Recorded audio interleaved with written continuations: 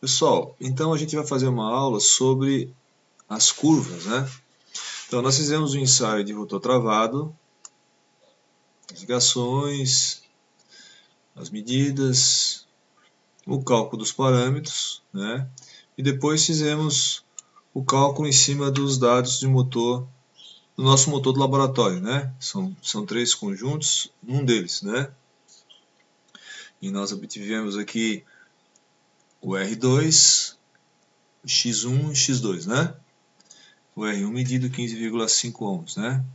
X1 12.685, X2 18.932. Depois fizemos o ensaio em rotor livre, né? As medidas, obtivemos a curva, né? P0 em função da tensão, extrapolamos e achamos as perdas rotacionais, né? Que deu 47,6 watts. E calculamos os parâmetros do ramo de magnetização, RP e XM, né? Que eu mostrei como a gente calculava e depois a gente fez uma outra aula com os dados de um ensaio real, né? A gente traçou a curva, determinou as perdas rotacionais, 47,6, e calculamos os parâmetros RP e XM do circuito equivalente. Então, 4.451 aqui, ó, o RP, né? XM 385,5. Com esses seis parâmetros, a gente caracteriza bem a máquina e pode traçar as curvas, como a gente viu na aula síncrona, né, que está gravado, inclusive, está lá no CIGA também. Né? E nas duas últimas aulas, nós fizemos um ensaio de carga do motor. Né? Um ensaio de carga medindo o torque, medindo a velocidade, fazendo o motor trabalhar entre a região nominal e a região em vazio. Né? Calculamos o rendimento, calculamos o torque, né? Medimos a corrente diretamente, certo? Bom, agora eu vou colocar esses dados, eu coloquei esses dados aqui no MATLAB, os dados do ensaio de carga, né? E eu vou comparar com as curvas geradas a partir do ensaio em vazio e de rotor travado, de rotor livre e rotor travado. Nós já havíamos feito isso em videoaula anterior, né? Aula síncrona que nós gravamos aqui, né? Mas eu vou mostrar novamente para vocês, certo? Pessoal, então aqui, como já havíamos feito na aula sobre as curvas a partir dos ensaios de vazio de curto, né? Nós vamos usar esse script aqui, ó, do MATLAB, calcula, parâmetro, emite ensaio. Aqui a extensão está um pouquinho diferente, é a bancada 2, ó, os dados desse motor, né? Bancada do meio, nossa lá do laboratório, onde nós fizemos um ensaio vazio de curto e um ensaio de carga, né? Um ensaio de rotor livre, rotor travado e um ensaio de carga, né? Os dados já estão todos aqui certinhos, né? Perdas rotacionais, 47,6, né? E o cálculo dá certinho que a gente acabou de ver, né? Que a gente calculou nas aulas, nos roteiros usados nas videoaulas, né? 385 XM, RP 4451. Lá em cima dá uma olhadinha, X1 12.68, X2 18.93, R2 14,0858 e o R1 é 15.5, né? O mesmo motor que a gente fez o ensaio em vazio, rotor livre e rotor travado. Calculamos os seis parâmetros, R1 X1, R2 X2 e RP XM. Caracterizado o motor, o que se faz? Se resolve o circuito equivalente.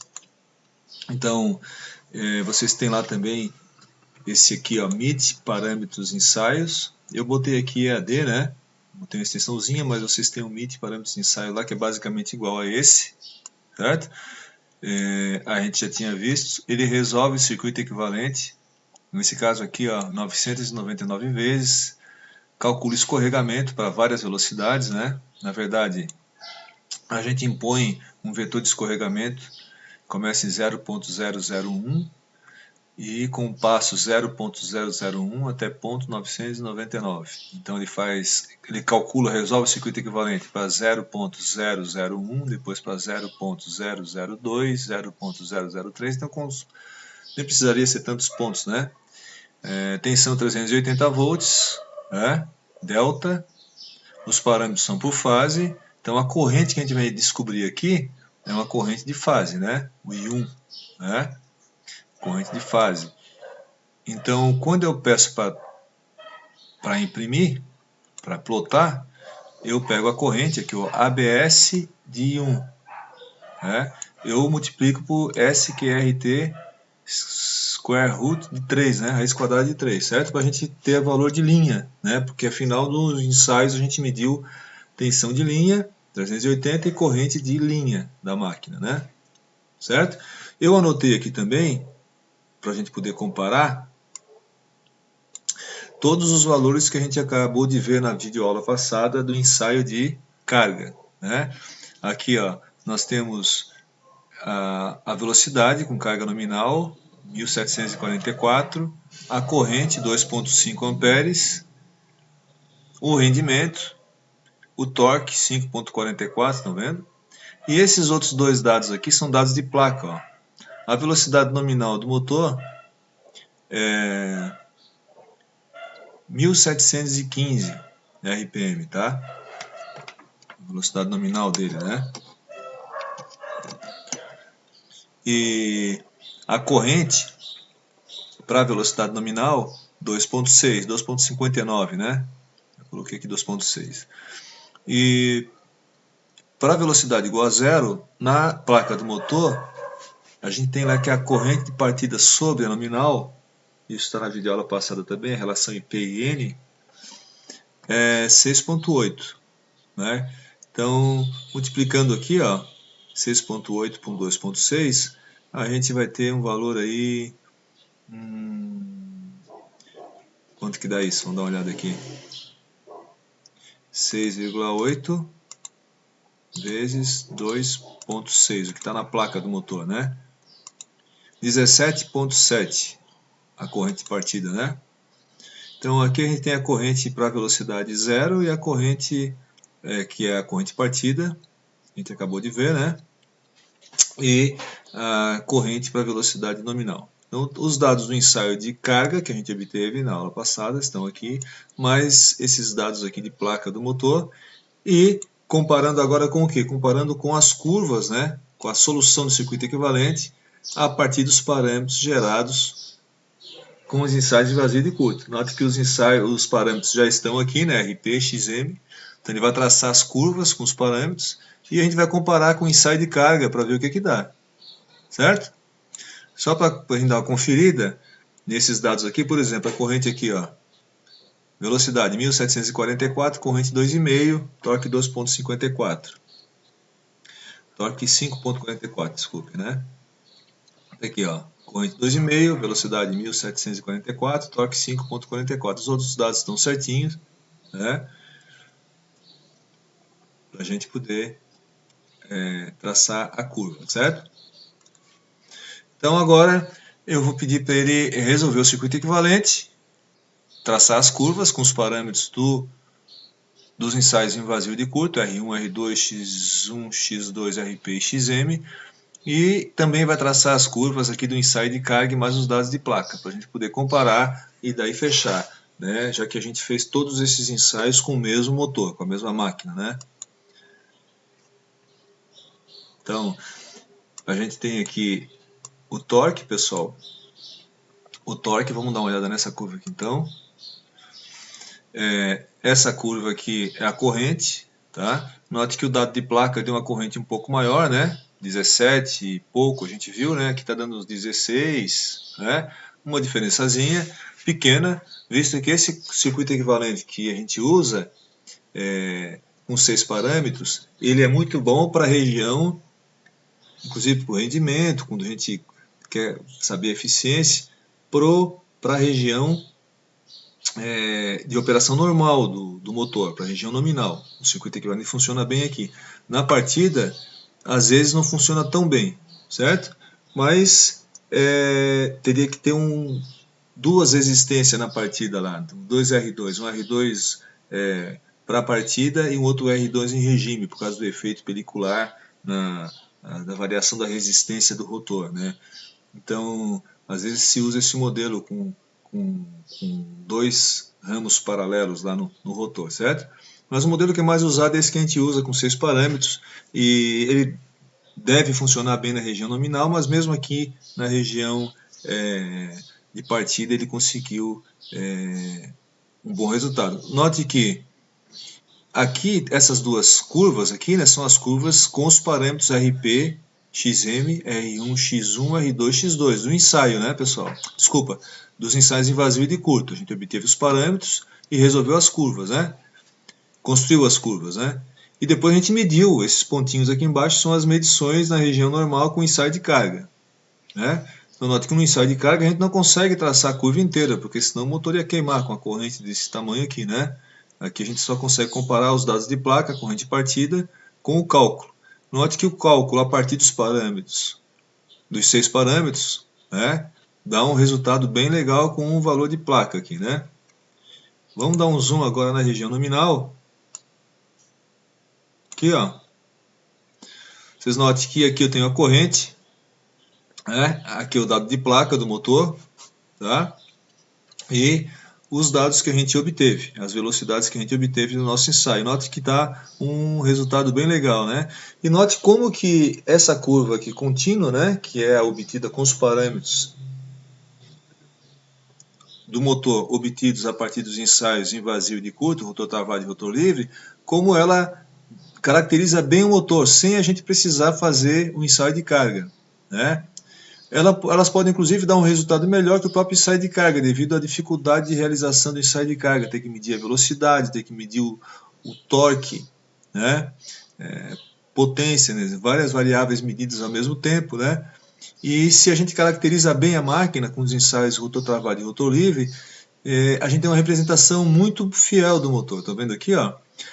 Aqui em cima a gente tem o torque, tá? Então, tem um torque um pouco maior medido no ensaio de carga, né, do que o torque calculado a partir dos parâmetros, certo, pessoal? Eu particularmente aqui prefiro até confiar na curva obtida com os parâmetros, né, do que no próprio ensaio de carga, tá? Mas funcionou bem, né? Então a gente conseguiu caracterizar bem o motor já com ensaio vazio e de curto. Depois a gente fez o ensaio de carga na região nominal para comprovar. Uma outra curva que a gente obtém é a curva do rendimento. Essa curva aqui, a curva em si foi obtida do ensaio com os parâmetros, no ensaio vazio e de curto. Vocês notem que nessa região aqui, ó, a região normal de funcionamento, né, o valor medido tem um rendimento muito acima, tá vendo? Ó?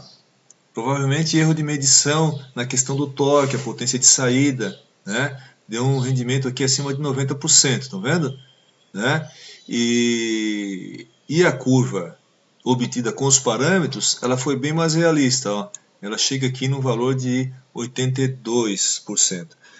Se não me engano, na placa desse motor, eu não tenho o dado de placa dele de rendimento, tá? Eu não anotei, mas eu acho que ele é em torno de 83%, tá, pessoal?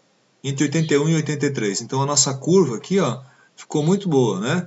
Note que o rendimento máximo ele deve ser obtido com carga nominal, depois ele vai diminuindo, porque a velocidade vai tendendo a zero, com velocidade zero não tem potência nenhuma na saída. Mesma coisa com um torque zero, né? Ou seja, com velocidade máxima, então não tem potência de saída, né? Então,